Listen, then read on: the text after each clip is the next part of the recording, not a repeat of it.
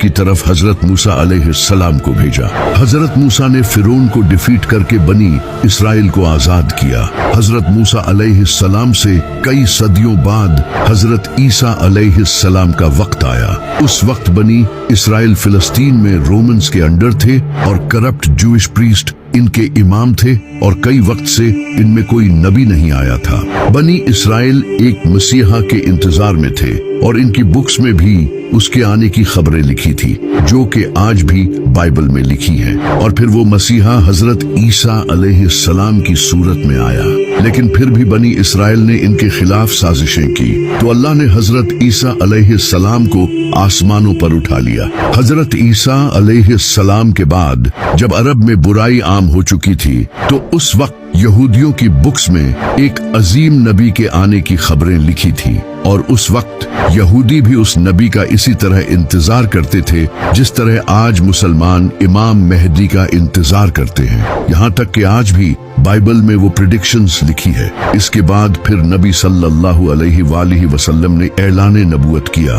تو یہ جو مسیحا کا کانسیپٹ ہے، یہ بنی اسرائیل میں پہلے سے موجود تھا۔ اسی وجہ سے اسلام کے ایک بہترین اسکولر اور پوئٹ علامہ اقبال بھی امام مہدی کے اس کانسیپٹ کو نہیں مانتے تھے۔ ان کا یہ کہنا تھا کہ یہ کانسیپٹ مسلمانوں نے یہودیوں اور کرسچین سے لیا ہے۔ جب عباسی خلافت کے دور میں مسلمانوں پر ظلم ہو رہا تھا، تب مسلمانوں میں یہ کانسیپٹ پھیلنے لگا کہ بہت جلد ایک مسیحا آئے گا جو سب ٹھیک کر دے گا۔ علامہ اقبال کا کہنا تھا کہ مسلمانوں کا کسی مسیحا کے انتظار میں ظلم سہتے رہنا یہ بہت ہی خطرناک ہے۔ اسی وجہ سے وہ امام مہدی کے اس کانسیپٹ کو نہیں مانتے تھے۔ صرف علامہ اقبال ہی نہیں، بلکہ ابن خلدون جو ایک اسکالر اور فلسفر تھے، وہ بھی امام مہدی سے ریلیٹڈ احادیث کی سند سے اگری نہیں تھے۔ لیکن اگر دیکھا جائے تو امام مہدی سے ریلیٹڈ احادیث تقریباً ہر بڑی حدیث کی کتاب میں موجود ہیں، سوائے بخاری اور مسلم کے۔ سنی اور شیعہ دونوں کتابوں میں کئی احادیث موجود ہیں،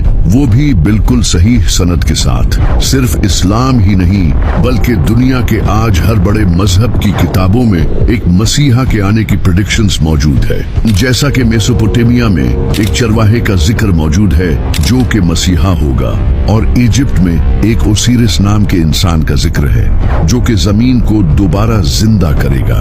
اسی طرح زورو-آسٹرین مذہب میں ایک زاراتھسٹرا نام کے انسان کا ذکر ہے جو کہ آخری وقت میں پیدا ہوگا اور ایک بڑی جنگ لڑے گا۔ اسی طرح ہندو کلکی اوتار کو مانتے ہیں جو کہ کلیوگ کے وقت آئے گا۔ وہ سفید رنگ کے گھوڑے پر سوار ہوگا اور اس کے ہاتھ میں تلوار ہوگی جو کہ ظلم کے خلاف لڑے گا اور پوری دنیا میں دین پھیلائے